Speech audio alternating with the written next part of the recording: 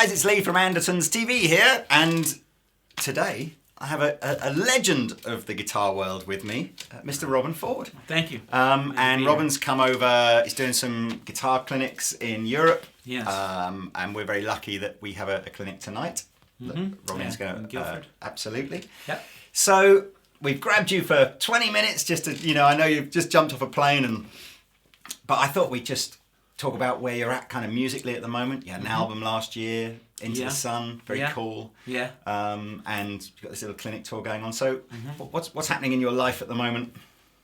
Well, probably the most prominent thing is I'm making a move towards basing myself out of Nashville, Tennessee. I mean, I never thought I'd hear myself say those words, but I'm from California, Northern California.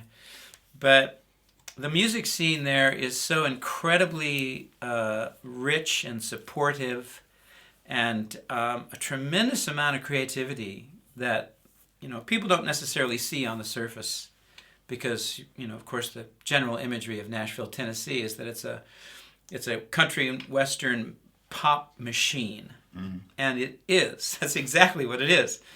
But there's all this stuff going on around Nashville and underground in Nashville that is shocking, and more and more people are moving there, and I seem to be one of them. It's like a magnet. Yeah, it's like a magnet now. And this was to go there to sort of soak up the live atmosphere, or is it a studio thing, or just other guitar playing friends who are there? Or? Well, initially I started going. I'd go for 3 or 4 days, maybe once a year, to write with somebody, get together with a few different people and try to write songs together. Because that's really where I've been focusing my attention, my energy for the last many years, actually, is trying to develop myself as a songwriter. And so, that's like the home of the songwriter, once again, Nashville, Tennessee. But...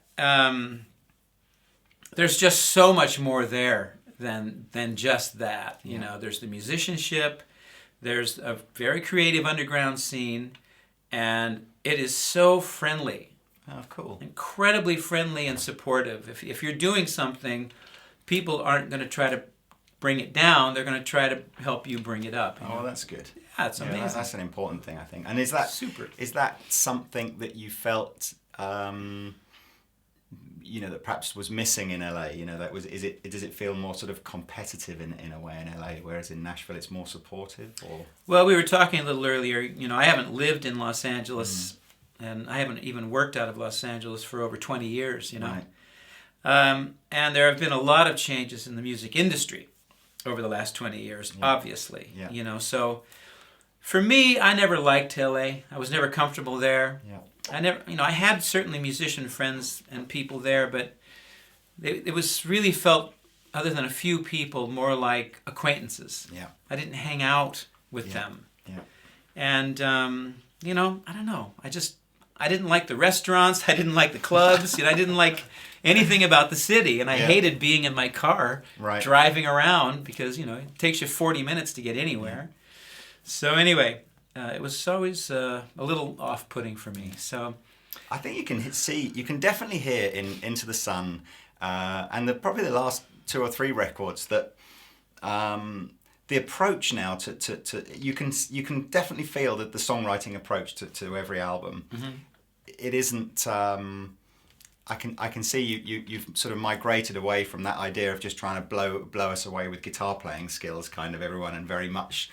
And I've listened to Into the Sun a few times over the last week, and cool. There's several different genres on there. Yeah. Everything from, there's like a Kebmo collaboration, isn't there, which is like really rootsy, kind of old-fashioned bluesy. Yeah. And I think my favourite track is the Howling at the Moon. Oh, in fact, didn't you? There's 2 tracks on there you wrote with the same guy, Kyle. Well, Kyle Swan. Kyle Swan. Indeed. They're my 2 favourite songs. Is that right? Maybe I should check his sort of stuff out. Well, as well. I mean, he's very talented, and please do. And he and I are going to continue to work together. I gave the music to Howlin' at the Moon to Kyle. Yeah. He writes very out there lyrics. And I just said, look, man, write me a blues. Yeah. You know, I gave him the chords, I gave him the melody, and I said, just write me a lyric. Yeah. And try to keep it somewhere in the ballpark of words that make sense. Yeah. And so he wrote the lyric.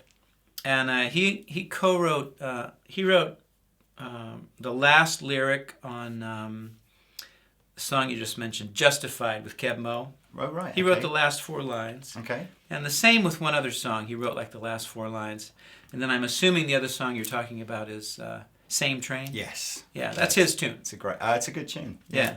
It definitely obviously brings out, I just enjoy the guitar parts in there. I like the It's a I like fun the vocal song. melodies. Yeah, it's very loose. And yeah, I hear you. Yeah, it's a cool tune. So, did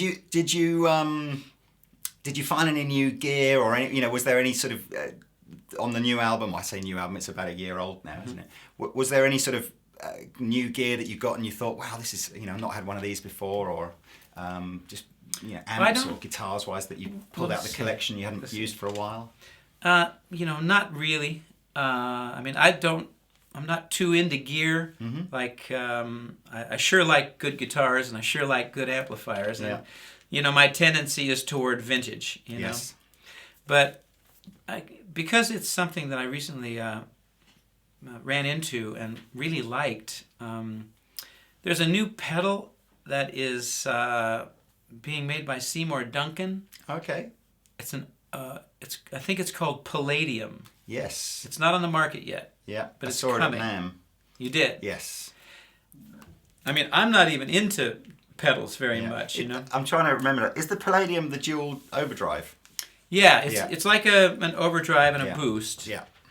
And they call it amp in a box because what the actual desire is that this thing will give you what you're missing Right. from the amplifier that you have to use. Yeah.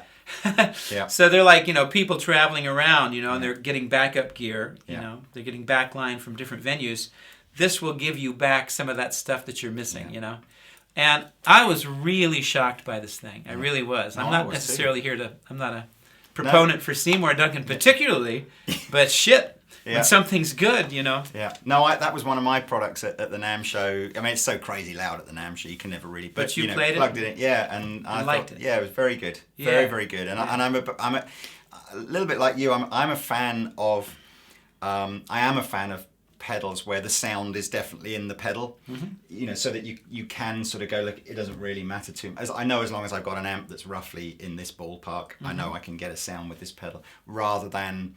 I'm less of a fan of those sort of pedals that just sprinkle a little bit of salt and pepper onto, so you've still got to have whatever. But you've got a great amp, haven't you? Well, I'm cool. You're yes, generally. Yeah, but I guess that must make it hard. You're so spoilt with your. If you guys don't know, yes, it does. Yes, it does. Robben has one of the most famous Dumble amps in the world. Most famous. Is it the? Yeah, no, it is, isn't it? Guitarist magazine, I think, said it's the one. So that must be quite scary when you've flown out to all these different gigs here, and somebody says here's a rusty old Fender Twin with one speaker not working. It happens. So you like this idea, do you, of the sort of the you're going to travel with a sort of a pedal in a box or an amp in a box type? Well, I mean, if such a thing, was able to give me what I want, the basic sound and what they were going for with this particular pedal, Palladium, is along the lines of like Eddie Van Halen. What was his amp? The 550. The 5150. Yeah. Yeah. So they're like, that's what you're going to get. Is kind of what the 5150 would give you. Yeah. And that's not my thing. Yeah. But the quality and the sound of the pedal is such that I have a feeling I'm going to be able to find something that I'm going to be able to use and really like, So I'm excited about it, quite honestly. Cool.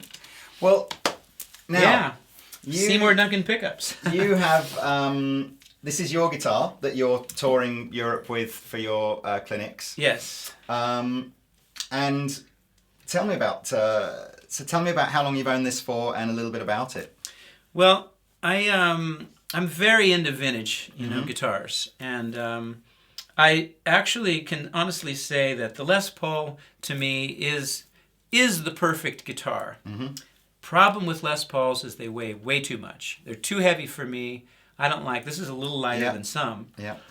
But I've had other Les Pauls and I let them go, and I just got to the point to where I had to at least have one. Yeah. And I bought this a month ago. Oh, cool. And got a great deal on it from good friends in a good music store in Los Angeles. And I put Seymour Duncan pickups in here that they wrapped for me that I really like.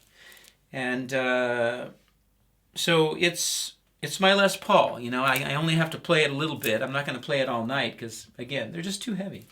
I notice, well, first and foremost, can I just say what exceptionally good taste you have in guitars, as it is in fact exactly the same as the Les Paul I own, I understand. which we've just run down up to my office and got. So mine, actually, this is a little heavier.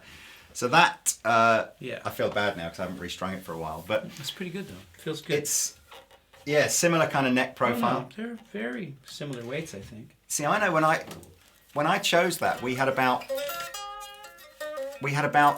8 different 58s in stock. Mm-hmm. And I had in my mind, what I really wanted was one of those classic kind of, I'm just going to go for one that's like 8 pounds, low 8s. Mm-hmm.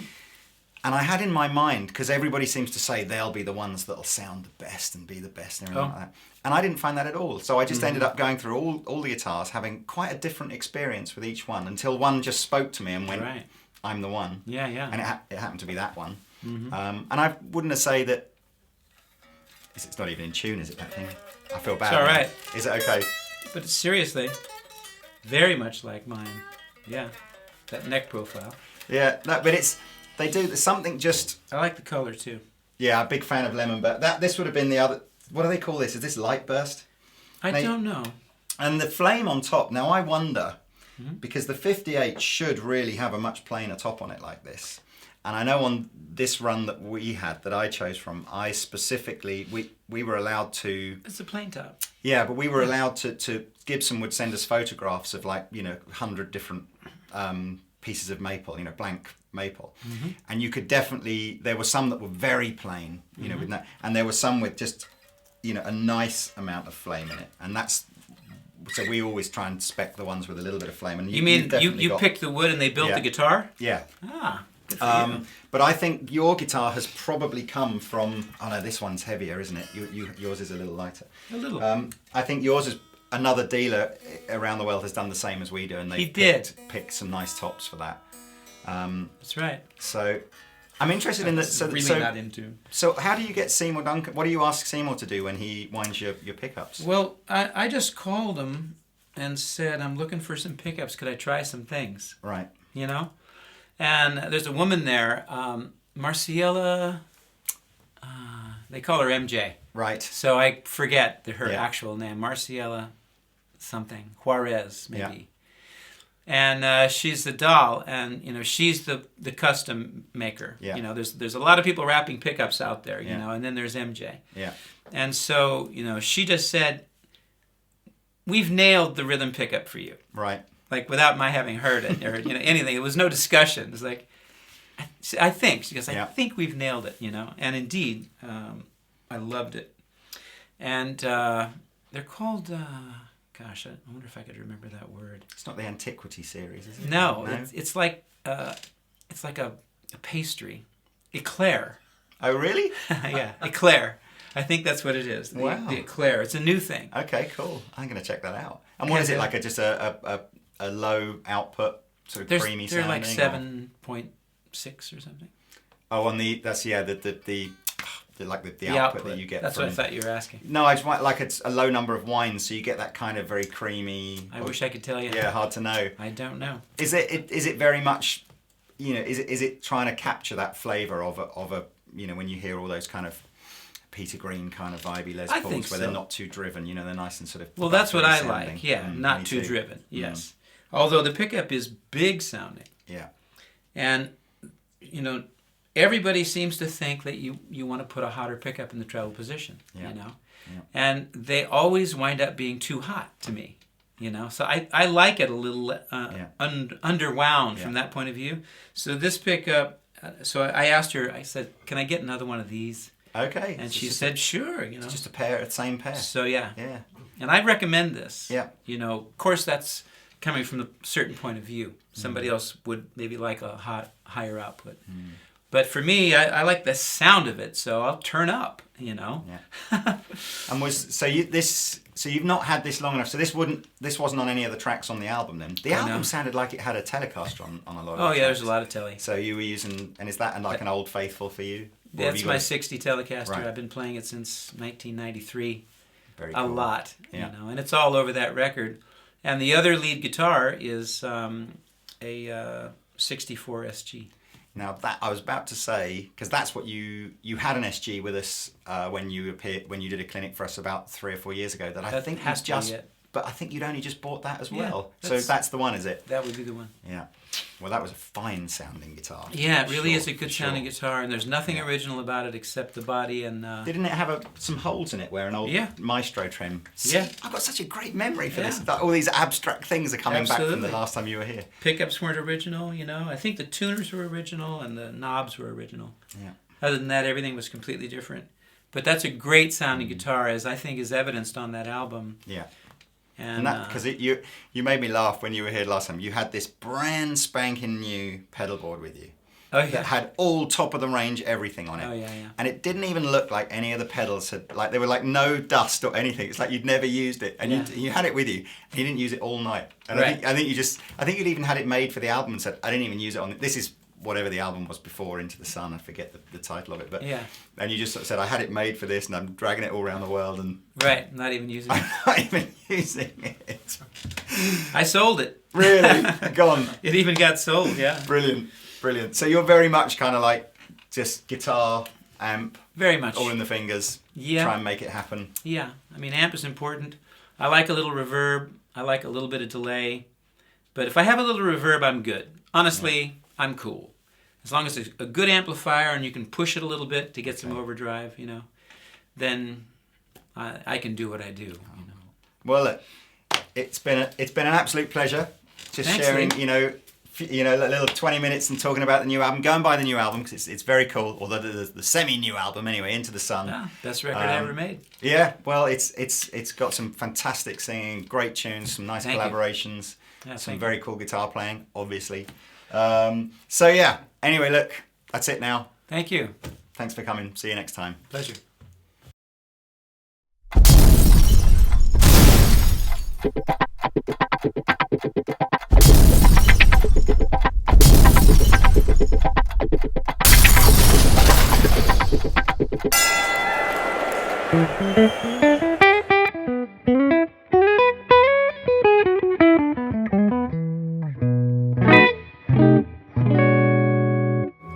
See, I don't want to find out that yours sounds better than Do you mine. know what? This is That's so exactly what's gonna happen. So this Swapsies. just to let you guys know on camera, we have the Les Paul challenge now. Does my Les Paul sound better than Robben's Les Paul?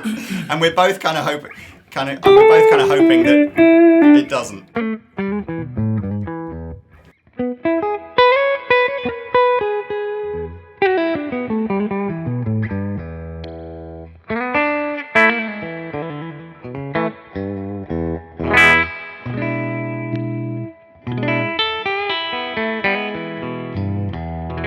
One of the reasons I bought this one is because of how good it sounded in the middle position.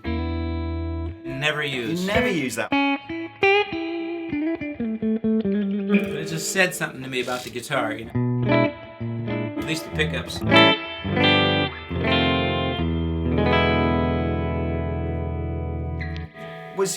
I noticed one of the saddles is, did you flip that round the other way or did it come like that?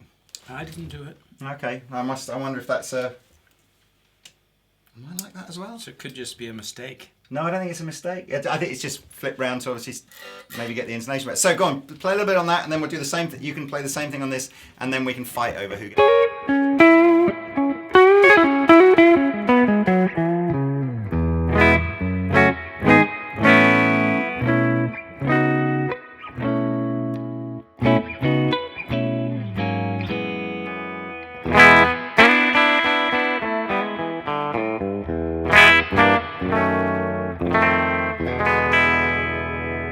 Do you want to play it?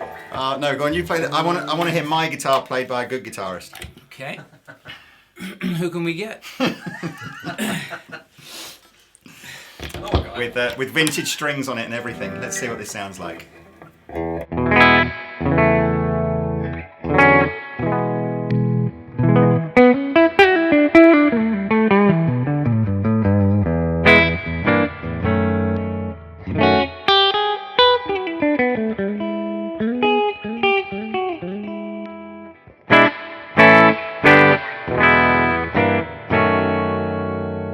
To me, they're like apples and oranges. You know, they both sound good. They sound good. different. Yeah, those pickups are a little.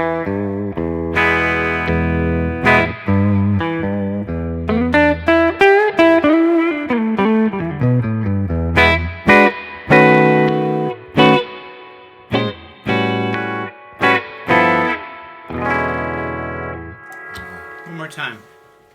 Thanks, That sound fresh in my ears.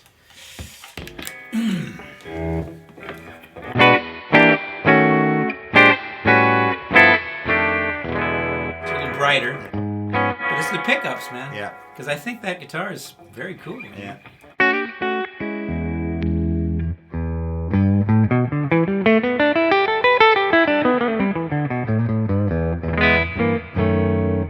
Actually, that is the. This is the Gibson pickup. It's not. Oh, okay. This is not the Seymour, and so these are the same pickups, and I think Right. that one sounds better than mine. This sounds a lot. There's a lot more bass on this one. Yeah. Your bridge pickup thing Yeah. is more usable for a clean sound. Yeah. I can't really use this bridge pickup for a clean sound. It's too. Yeah. It just wants to drive the amp too much. Exactly. That's got a more. That's why I go for usable, this. yeah. You know. So this beats yours. That beats mine. Well, we'll keep our own guitars then, shall we? Although my should. guitar will never speak to me again now it's been played by you. So you realise that, don't you? It'll be all right. Thanks, man. Thank you.